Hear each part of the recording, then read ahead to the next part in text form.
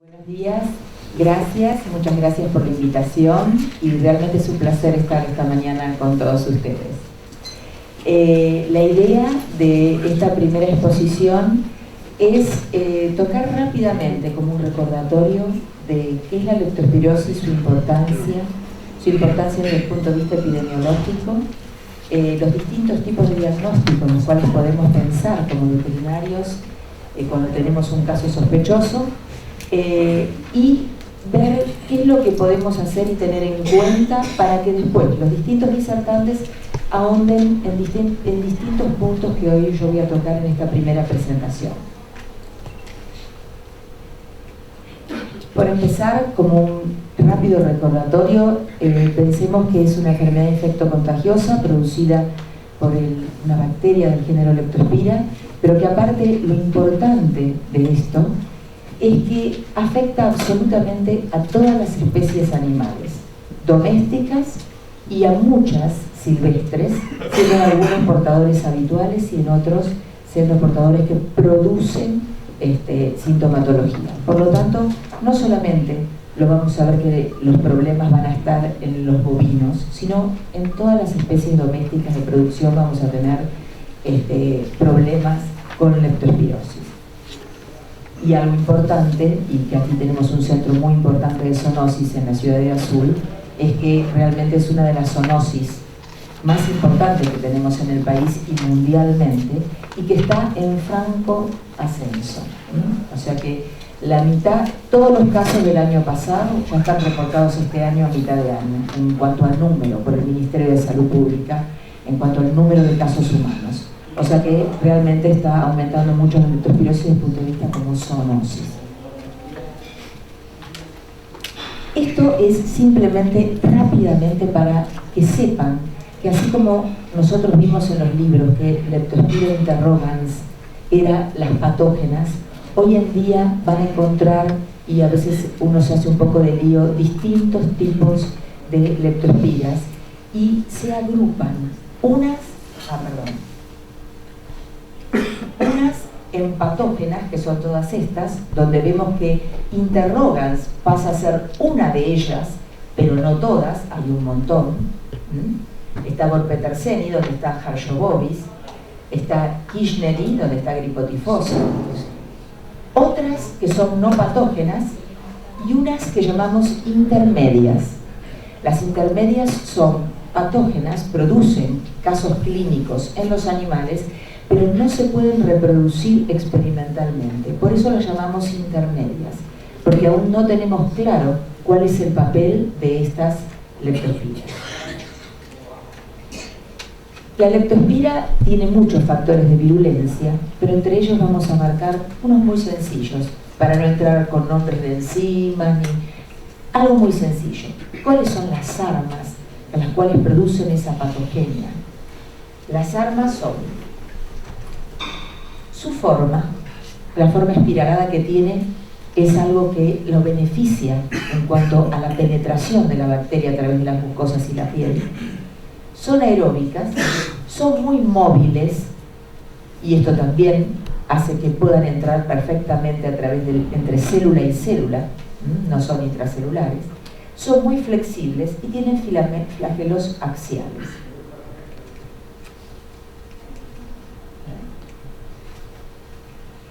¿Cuál es la transmisión de la bacteria? No me pasé dos, ¿no? Así. La transmisión, nosotros siempre pensamos en los roedores. Siempre que pensamos en leptospirosis, pensamos primero en los roedores. Y si bien es cierto que un gran porcentaje de la culpa la tienen los roedores porque son naturalmente portadores de esta leptospira en una gran proporción y la portan desde que nacen hasta que mueren, hay muchos otros animales que también difunden la leptospirosis, como son otros animales silvestres y otros animales de producción, que también, todos los animales de producción también pueden llegar a ser portadores de la leptospira y difundirla al medio ambiente. ¿Cuáles serían los distintos tipos de transmisión?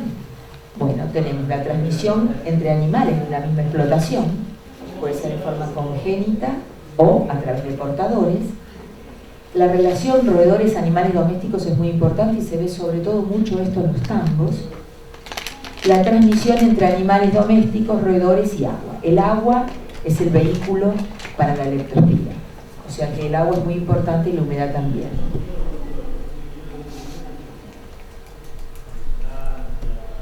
Es por esto que, como ciclo epidemiológico, la leptospira se puede ejemplificar, es una de las bacterias que más fácilmente la podemos interpretar bien en todas partes dentro de su ciclo epidemiológico. Hay un espejo de agua, ese espejo de agua alrededor viven un montón de animales silvestres y van a tomar y muchas veces conviven en ese lugar, inclusive zonas inundadas, vemos bovinos que tienen las patas metidas en el agua. Estos animales orinan, portadores continuos de leptospirosis, y dejan la leptospira en el agua. Lo mismo hacen los animales infectados. A su vez, los roedores pueden infectar a los caninos en forma directa al hombre. El hombre se puede infectar a través de los animales de producción. De hecho, dentro de todas las ocupaciones, digamos en la población, dentro de todas las ocupaciones, la que mayor porcentaje tiene de enfermos de leptospirosis es los veterinarios. Y a su vez, entre las especies se pasa una misma serovariedad. Es decir que si nosotros tenemos un campo en los cuales tenemos porcinos, bovinos, ovinos, y se enferman, se infectan bovinos, puede pasar esa misma serovariedad al ovino y al porcino. No es como en otras enfermedades donde hay especies específicas de especie animal. Aquí una misma serovariedad puede contagiar y producir enfermedad en cualquiera de las especies domésticas, inclusive el hombre.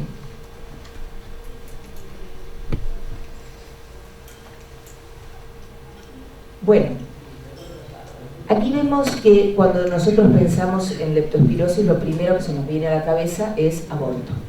Eso es lo primero que pensamos. Un aborto en todas las especies animales.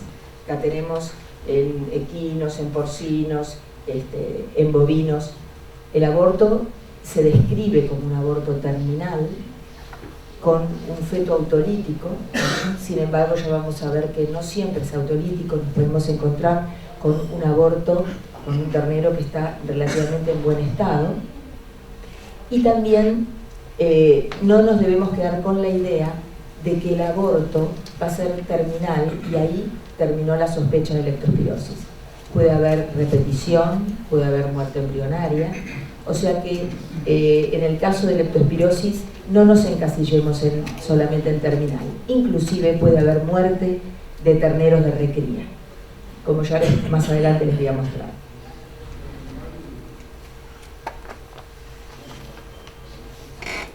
Acá vemos el típico aborto autolítico que nos muestran los libros, y aquí vemos otro que hemos tenido en el cual no parece un ternero que teóricamente que el aborto se haya producido por leptospirosis. En líneas generales, ¿sí? Ya teniendo una idea de cómo puede ser toda la parte epidemiológica, cuál es el lugar de entrada, esta difusión, por dónde entra la leptospira, por mucosas y por piel. Y esto de que tiene que haber una laceración, una lastimadura, sí, es cierto, pero si nosotros tenemos, tanto humanos como los animales de producción, están en continuo contacto con el agua, la barrera normal protectora de la piel se pierde y también pueden entrar por piel íntegra. ¿Cuál es el diagnóstico en líneas generales? El diagnóstico de leptospirosis lo podemos dividir en distintos diagnósticos. No siempre tenemos la oportunidad de hacer todos, pero este sería el ideal. ¿Qué es lo máximo? Todas las oportunidades que tengo yo de hacer diagnóstico de leptospirosis. El primero y principal es el diagnóstico que hacen ustedes, el diagnóstico clínico. Hacer una buena anamnesis es muy importante, saber todas las opciones, si está vacunado, si pasó el año pasado, si es un brote, si es un caso aislado, en qué zona está, un montón de información. si fue aborto terminal, si no lo fue, si anteriormente se hizo serología, son un montón de datos que les va a ayudar muchísimo. Y después el ojo clínico de ustedes es muy importante. El otro diagnóstico, que este era el diagnóstico clínico, el diagnóstico microbiológico, donde ahí lo ideal, lo más importante, el diagnóstico de confirmación, siempre va a ser detectar el agente etiológico, es decir, detectar la leptospira. Ahí entonces la detección del agente la podemos hacer por distintos métodos. Puede ser por un aislamiento, que ese es el diagnóstico de confirmación. Nosotros, desde el laboratorio, inclusive la International Leptospirosis Society, el doctor Ellis, que es un veterinario que está en la Asociación Mundial de Leptospirosis, siempre insiste en la posibilidad de aislamiento, que a veces por ahí nosotros nos quedamos con la serología y el aislamiento es muy importante. El aislamiento en medios especiales, no es fácil el aislamiento, eso es verdad, pero en medios especiales se logra. La microscopía en campo oscuro, si nosotros tenemos posibilidad y tenemos una muestra de orina, existe la posibilidad, si se dan las condiciones, de ver inmediatamente por campo oscuro leptospiras en orina, pero tenemos que dar justo con el momento. Esto se hace más fácilmente en caninos, pero existe la posibilidad. Tinciones se usan solamente como diagnóstico de laboratorio, como algo experimental. Se hace con sales de plata, porque si bien la leptospira es una gram negativa, no la vemos por su tamaño, por su delgadez no la vemos. Con la técnica de Gram se hace con impregnación argéntica, la técnica de Wartin-Starry nos permite verla muy bien. Y inmunofluorescencia directa, esta es un arma interesante porque nos permite, con un conjugado que es específico para la leptospirosis y que no cruza. De hecho, nosotros hemos hecho estudios con Borrelia, otra espiraqueta prima hermana de la leptospira, y no cruza, o sea que es bien específico. Podemos ver en distintas improntas, tanto con orina como con distintas improntas hechas de órganos a partir de una necropsia, podemos con ese conjugado ver si hay leptospiras. Pero es género específico, o sea que no nos va a decir nada más que es leptospira. Con esa información nos quedamos. Y la inmunistoquímica, que si bien es una técnica que ustedes la van a encontrar en las bibliografías, es solamente experimental. Realmente no nos sirve como diagnóstico porque necesitamos una carga bacteriana muy importante para realmente ver leptospiras con inmunistoquímica. El diagnóstico molecular es otra arma importante. PCR, se puede hacer PCR, ustedes saben que nos permite ver, detectar el ADN, por lo tanto no hay necesidad de que la bacteria esté viable. Y BNTR, variable number tandem repeat, BNTR es una técnica que usamos para genotipificar los aislamientos, son 7 PCRs. El diagnóstico, este es el diagnóstico molecular. El diagnóstico serológico, que es el que más comúnmente los veterinarios nos suelen mandar, lógicamente es la muestra más amigable, ¿no es cierto? Hay distintas técnicas para hacer. Hay técnicas de ELISA, pero que no están validadas para bovinos hasta ahora. Hay una técnica TR, que es termorresistente, que es macroscópica, pero no está validada, si bien la estamos haciendo, es a modo experimental. Y una técnica que sí es referencial, y que esta es la técnica que es la única referencial que se está haciendo, no en la Argentina, en el mundo como referencial. Tanto es así que hay un interlaboratorio de la International Leptospirosis Society que hace MAT, solamente MAT, y a todos los laboratorios que estamos bajo ese interlaboratorio nos chequean anualmente a ver si estamos haciendo bien esta técnica. Por lo tanto, si ellos la chequean como técnica referencial, es la técnica referencial para nosotros también, ¿no es cierto?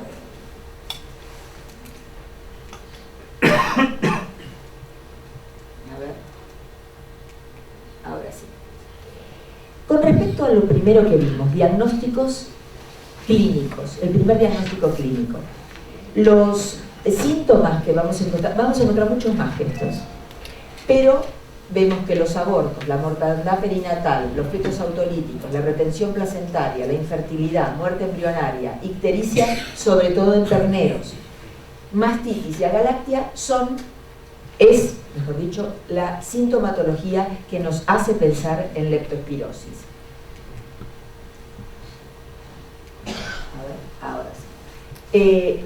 Los síntomas en los bovinos en general se puede dar de una forma subclínica o clínica, que puede ir de una presentación desde leve hasta letal. En la forma subclínica la vemos sobre todo en los animales que no están preñados y en los que no están en periodo de lactación, o sea, son animales que no están susceptibles de periodos especiales. La forma clínica, con muerte, con ictericia, la vemos sobre todo en animales jóvenes, en terneritos, donde ahí sí se ve fiebre, depresión, disnea, hemoglobinuria, ictericia y la orina con coágulos sanguíneos.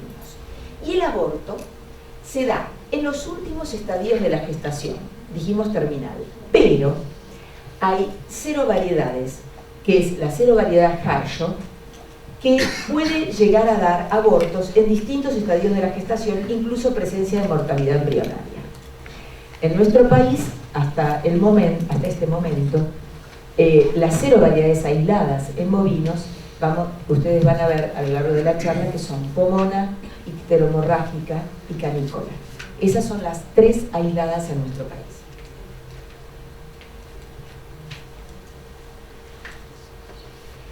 Bovinos de leche. ¿Qué pasa en los bovinos de leche?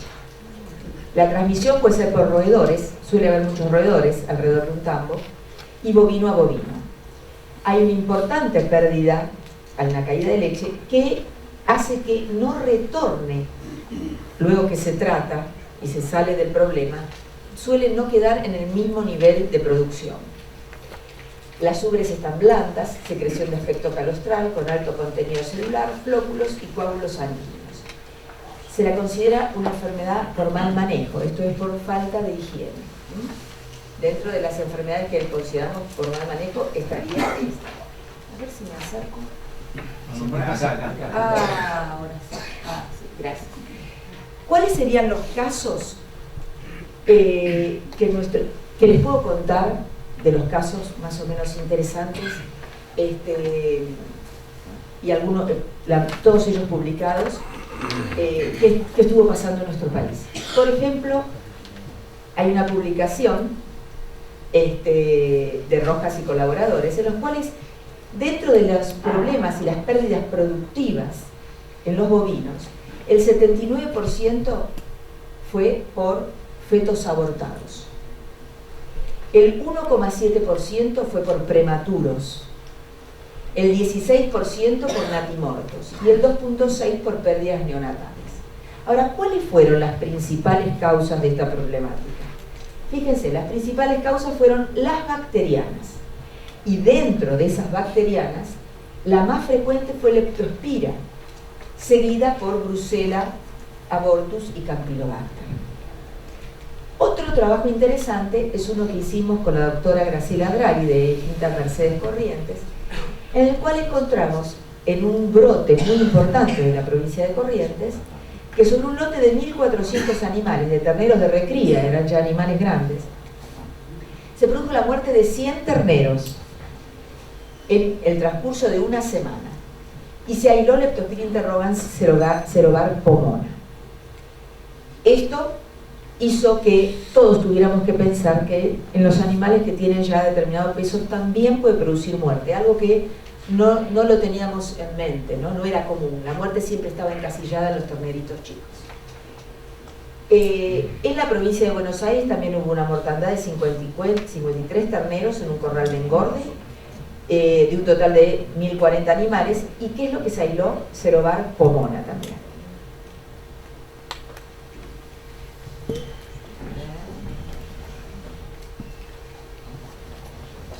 Sí, ¿me lo pasamos? Así perdemos gran tiempo. Aquí, en este gráfico, quería mostrarles qué hacer en cada momento, porque cuando un animal está en plena etapa aguda, la serología no nos va a dar indicios porque por ahí todavía no se formaron los anticuerpos. Y en una etapa ya que pasó los 10 días, 15 días, ya enviar sangre para hacer un hemocultivo tampoco tiene sentido porque ya la septicemia pasó y está alojada en los órganos. Entonces, ¿qué hacer? En una primera etapa, la primera etapa es la etapa aguda, ¿no es cierto?, la primera semana. En sangre tenemos que pensar que si queremos tomar una muestra a partir de sangre para hacer hemocultivo, es solamente en la primera semana. El líquido cefalorraquídeo podemos estar pensando a partir del 4.º día hasta aproximadamente los 10 días. En el caso de orina, tenemos que pensar que la leptospira tuvo que llegar al riñón y se tuvo que acantonar en el riñón. Por lo tanto, es a partir de los 7 a 10 días, pensemos más en los 10 días, que vamos a poder aislar leptospiras a partir de orina. Y en el caso del cultivo de órganos, esto acompaña los distintos órganos, también va a ser a partir de después de una primera semana, o sea, a partir del momento en que están alojados. Pero en plena septicemia, órganos muy irrigados, como puede ser el hígado, el vaso, también lo vamos a encontrar. ¿Por qué? Porque en realidad lo estamos sacando por los mismos vasos y por la misma septicemia y bacteremia que hay en ese momento. ¿Qué hacemos con la serología? La serología, como les dije, va a ser a partir de una semana. Muchas veces nos encontramos con que es negativo y debemos hacer siempre una segunda muestra con una distancia de unos 10 días para ver si hay o no seroconversión. Desgraciadamente esto no siempre se da, pero eso es lo ideal. Si no, no podemos llegar, salvo que los títulos sean altos, no podemos llegar a ninguna interpretación.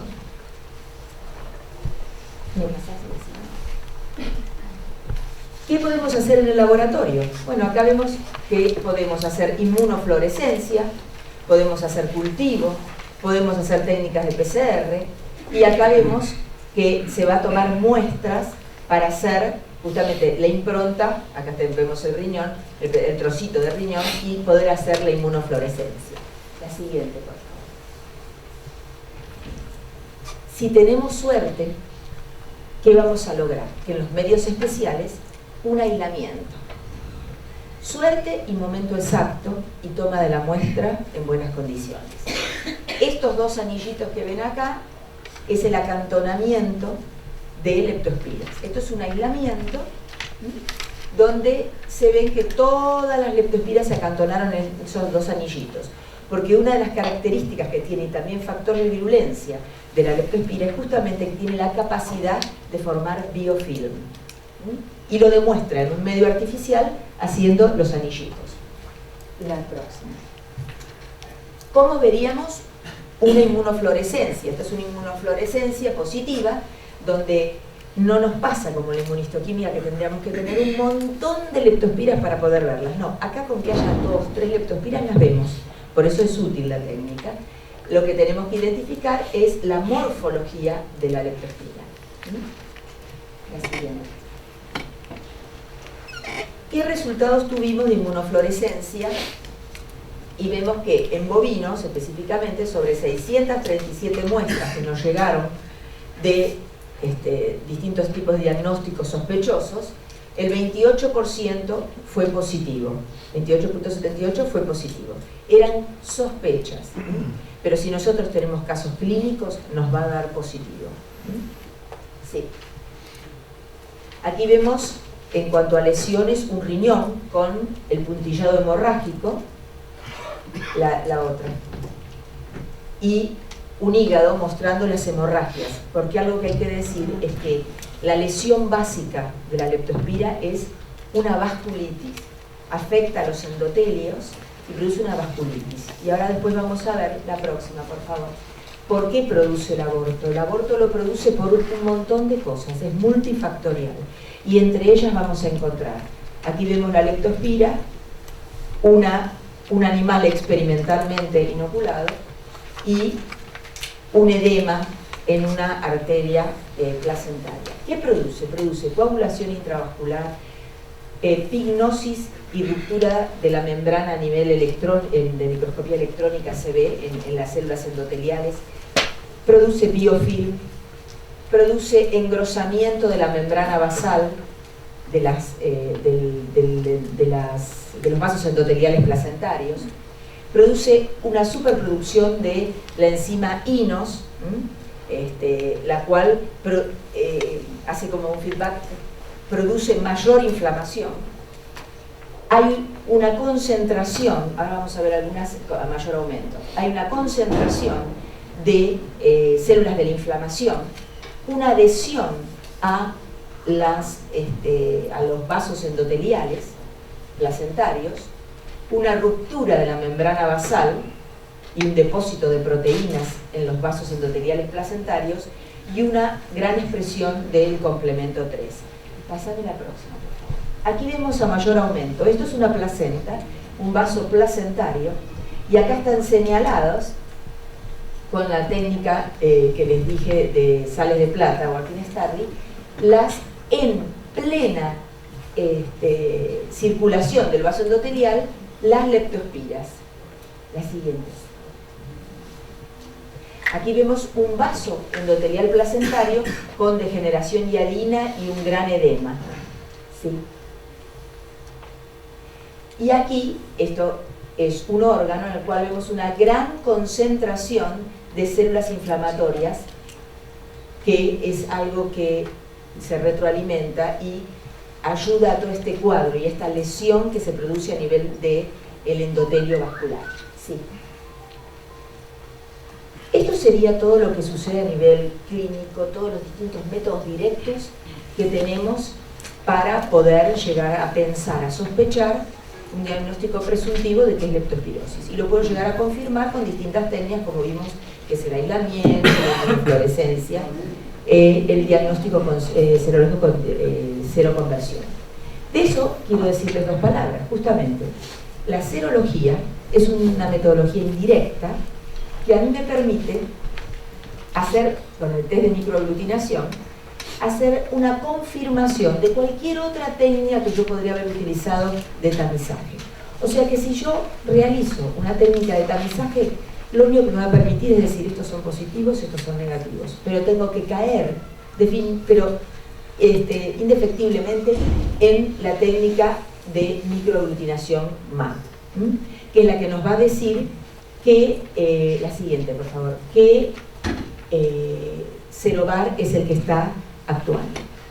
La técnica es una técnica que requiere un antígeno vivo, el suero diluido, se incuba a 30 grados y entonces vamos a ver si es negativo, donde no se ven aglutinaciones con el microscopio de campo oscuro, o positivo. Siempre se requiere, por supuesto, cultivos de leptospira vivos para poder hacerlo, pero siempre se requiere sueros pareados, donde se pueda ver si hay o no seroconversión. La mayor parte de los diagnósticos nos quedan como, salvo que haya aislamiento, medios como inconclusos, porque sin la seroconversión, sin el aislamiento, sin todo un cuadro que podamos cerrar, es difícil interpretar los resultados del cuadro y poder aseverar que es leptospirosis. Sí. ¿Cuáles son los, acá es un ejemplo de, en el caso, lo que nos importa hoy es bovinos, cuáles los serogrupos, los cuales tenemos que tener de indicado tanto por la ILS como por la coordinación, por la comisión de leptospirosis de la ABLD, de la Asociación Argentina de Laboratorio de Diagnósticos Veterinarios. Todos nos hemos puesto de acuerdo en que hay, para los bovinos, hay 8 serovariedades que se deben enfrentar. Y esas 8 serovariedades son las que están en el medio. Estos son los serogrupos y estas las cepas específicamente. Castellonis es lo que conocemos por Valum, Canícola, Copenhageni es la icteromorrágica, Pomona, gripo tifosa, Wolfi y Harsho son ambas de cerro, porque lo que estamos enfrentando en este momento es la Harsho pragigno, es decir, que pertenece al Leptospira interrogans del serogrupo cerro. Hay otra que van a encontrar en la bibliografía, que es la Harsho bovis, que pertenece a otra especie, que es la Leptospira borpeterseni, que si bien nosotros, a modo de estudio experimental, vamos chequeando cada tanto, no ha sido hasta ahora aislada en nuestro país. Sí hay serología positiva, pero a serología Harsho pragigno. En otros países van a ver que sí existen casos, pero hasta ahora nosotros no podemos aseverar nada en este punto. la siguiente. ¿Qué es lo que pasaba, por ejemplo, en el 2013? Durante todo el año 2013 hicimos los estudios de qué pasaba con la serología en los bovinos y después qué pasó en el 2014. El de 2015 se los prometo para otra ocasión. Vimos que la microaglutinación, fíjense el porcentaje de cero reactividad que hubo, altísimo, diríamos, bueno, tenemos todos los rodeos infectados. No podemos interpretar esto porque en realidad los títulos a los cuales de corte, en los cuales nosotros consideramos con la MAT es positivo, pero sin ninguna interpretación, o sea, es cero reactivo, es 1 en 200 final para los bovinos. 1 en 200 final para los bovinos, con una sola muestra, no nos dice nada, no podemos llegar a ninguna conclusión con eso. Necesitamos seroconversión o aislamiento o una inmunofluorescencia acompañada de otros elementos, porque solamente una muestra con títulos bajos no podemos aseverar qué es lo que está pasando. Siempre ustedes tienen el ojo clínico y ese diagnóstico clínico, que si se les metió en la cabeza que les parece que es leptospira, sigan buscando con otros elementos, con otra metodología, porque puede ser que lo sea. No hay una garantía de que títulos bajos no tengan significado. Lo que sucede es que no se puede aseverar porque la mayoría de los títulos bajos, gran cantidad de bovinos, cuando uno quiere hacer chequeos sin ninguna sintomatología, muchos de ellos dan 1 en 200. Por lo tanto, aparentemente es el simple contacto con el medio ambiente. Esto es cero reactividad, pero vemos que hay muchos que han dado positivo alto. ¿Qué consideramos positivo alto? Positivo alto es si un bovino, aunque sea una primera muestra, no da ni un título de 1 en 1600, ya eso de contacto no consideramos que sea de contacto, ¿sí? Entonces, vemos que Leptospira interrogans cerobar-pomona, dentro de esta casuística, dio los que consideramos positivos, llegaban entre 1600, 1300, 1 en 3200, 1 en 6400, son títulos importantes. La Leptospira wolffi también dio títulos altos, y Leptospira cerobar-harshorpragidno, que dio 1 en 1600. Acá vemos que están los positivos y los negativos dentro de un total. Vemos que están casi cabeza a cabeza, siendo un poquitito más los sueros positivos que negativos. Pero en el 2014 vemos que hay lo que nos llegó a nosotros al laboratorio, estoy diciendo, ¿no? Por supuesto el laboratorio de INTA Castelar. Vemos que dieron mucho más negativos que positivos. Esto puede ser porque de pronto se estén haciendo más chequeos y uno quiera saber cuál es el cuadro de situación, o que realmente se esté vacunando más, se esté pensando más en un diagnóstico y entonces se esté mejorando desde el punto de vista de diagnóstico y prevención leptospira. Sí. En resumen, ¿cuáles serían entonces los diagnósticos que nosotros en el laboratorio de INTA Castelar hacemos de rutina y recomendamos? Dentro de esos diagnósticos, ustedes verán las posibilidades que tienen. La muestra serológica, esa posibilidad la van a tener siempre. Es la que más a mano llega y todo. Ya mis compañeras seguramente en las charlas posteriores van a ahondar en la parte de toma de muestras, y entonces yo en eso no quiero meterme. Pero sí el hecho de que enviar la muestra suero, no sangre, y límpido y refrigerado es fundamental. Y en una segunda muestra a los 10-12 días. Esa muestra de serología nos va a permitir ver dónde estamos parados y si hay seroconversión. Repito, si hay una sola muestra y el título es alto, ya puedo hacer un diagnóstico con esto, porque sumo dos diagnósticos. El diagnóstico clínico, que lo voy a tener muy en cuenta, que son ustedes, y el diagnóstico serológico, ¿sí? Con títulos altos o con primera muestra o seroconversión con dos muestras variadas. La inmunofluorescencia es algo que nos ayuda mucho porque también es algo relativamente sencillo.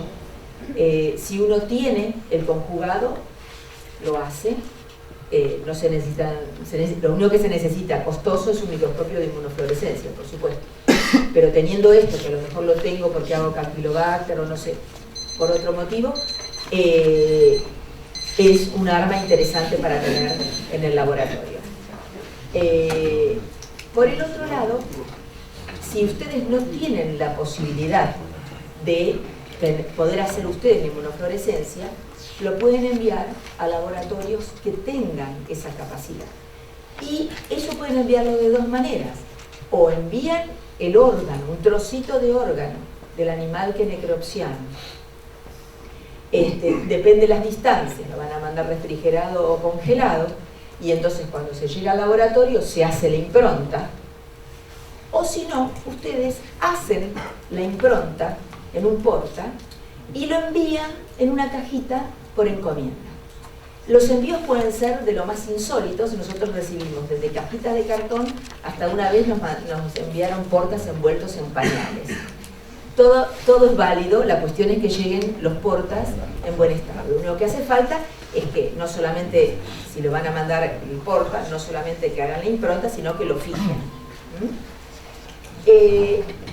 El otro y muy importante, y recalco en esto, es el aislamiento. Aislar, se puede aislar de los órganos y también de la orina, que es un elemento muy importante a tener en cuenta para el aislamiento. De esto no me meto porque ya van a hablar bien sobre la parte de toma de muestras de bovino. Pero el aislamiento es fundamental. Es fundamental porque nos permite no quedarnos con la duda. La serología, la leptospira tiene una cantidad de serovariedades y una confusión que hasta el subcomité de taxonomía de leptospira va cambiando todos los años algún nombre. Por lo tanto, cuando nosotros aislamos una leptospira, estamos más seguros de cuál fue la serovariedad que está causando el problema. Más allá de que la serología, por supuesto, la MAT nos da muy buena información. Pero el aislamiento es algo fundamental. Nos permite inclusive comprobar patogenia.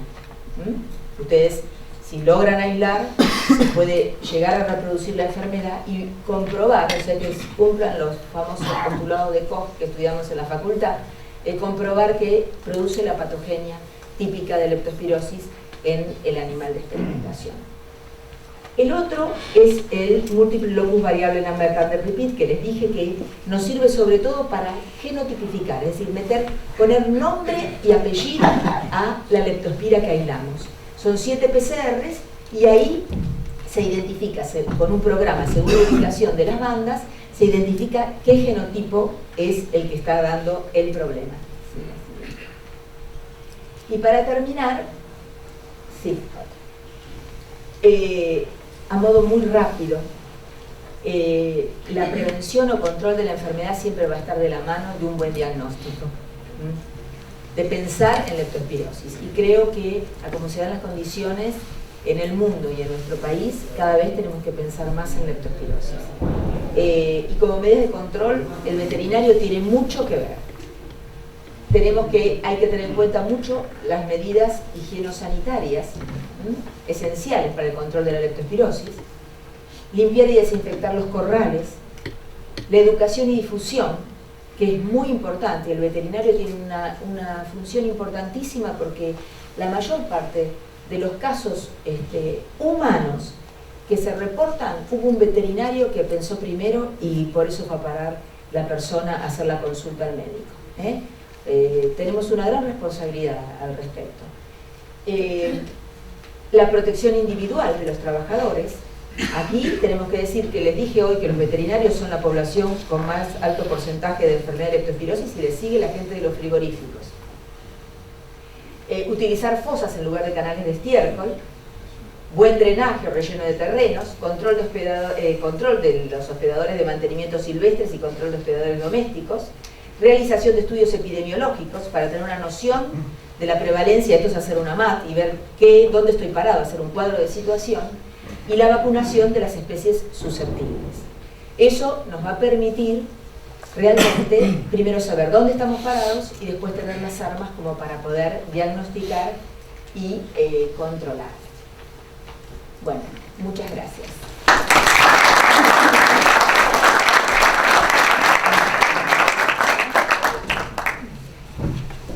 Bueno, muy amable acá, me tocó acá tener que usar el látigo acá para manejar muy bien. Por eso te digo, como mujer resulta muy grato para nosotros venir y decir, no, mira, tenés que cortar porque no, está bueno. Así que, bueno, está abierto acá, tenemos, digamos, 5 o 8 minutos para preguntas. Sí, Soto. Fuerte que se escucha bien, me parece. Se escucha bien, ¿no? Sí, sí, sí. ¿Qué valor residual de anticuerpo deja el uso de las vacunas a nivel de corte de 1/200 en el diagnóstico serológico? Sí. Hicimos una prueba de justamente qué mantenimiento pueden llegar a tener los anticuerpos vacunables. Y a los 3-4 meses ya no hay anticuerpos. Y los títulos no van más allá de 1/400 en la prueba que hicimos nosotros, ¿no es cierto? O sea que son títulos bajos y por otro lado a los 3-4 meses ya desaparecen. Así que no hay, si la pregunta en la anamnesis uno dice ¿está vacunado? Si dice sí, vacuné hace 8 meses, ya esos títulos no corresponden a vacuna.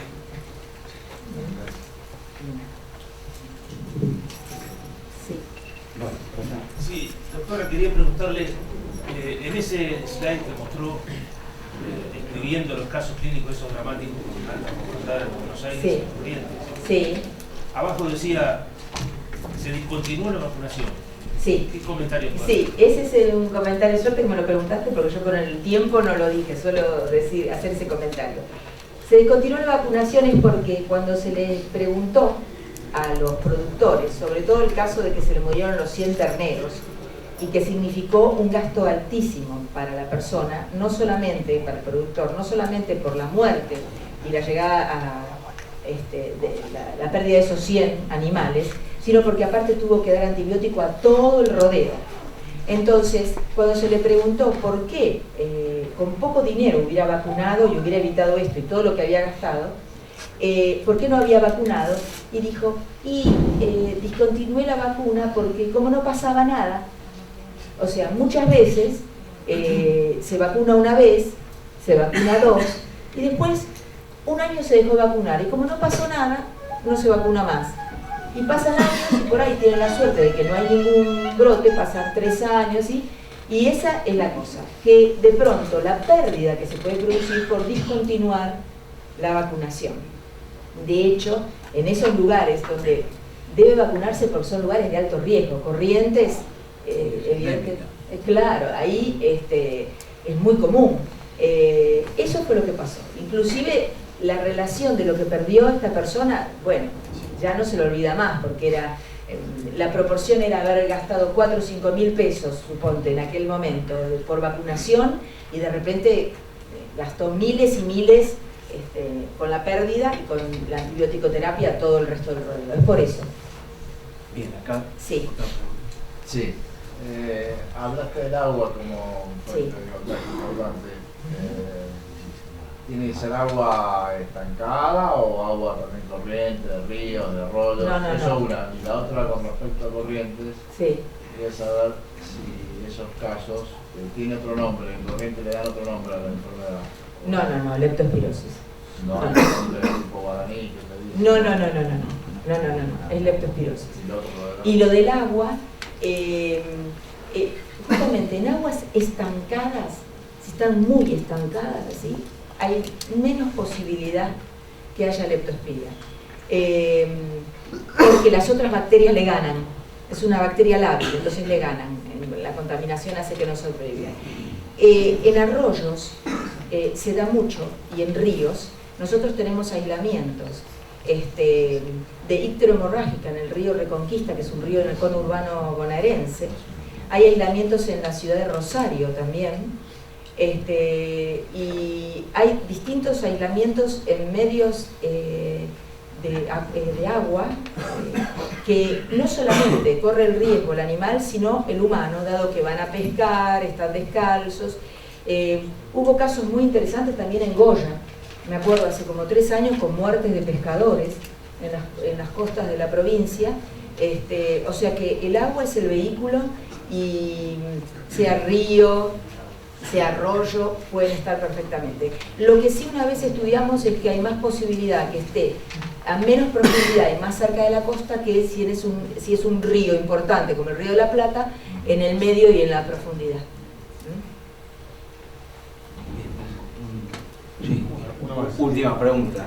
Con respecto a la patogenia del aborto, ¿es más frecuente la leptospirosis aguda o crónica en el bovino? ¿Lo que mostré?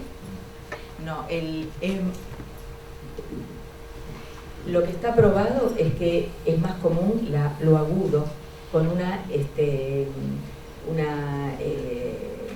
vasculitis aguda que hace que se interfiere automáticamente por las leptospiras, por la lesión, por los coágulos, todo se interfiere la nutrición materno-fetal, y entonces se produce el aborto.